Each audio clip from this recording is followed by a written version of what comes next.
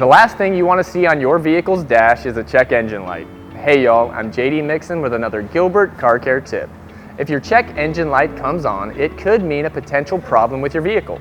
The built-in technology on your Chevy helps you stay informed and can help detect issues before they become a costly problem. When you see that your warning light is on, your vehicle's computer may have recognized a problem with one of your systems. The light can be triggered by a variety of things, from something as simple as a loose gas cap to a misfiring engine. If your check engine light comes on, don't delay and don't buy some cheap tool to just clear the warning. Come see one of our GM certified advisors at Gilbert Chevrolet to diagnose your vehicle's issue. One of our trained technicians will work to pinpoint the problem and advise you on needed repairs, if any. Once your vehicle is repaired, we'll clear the light and get you back on the road.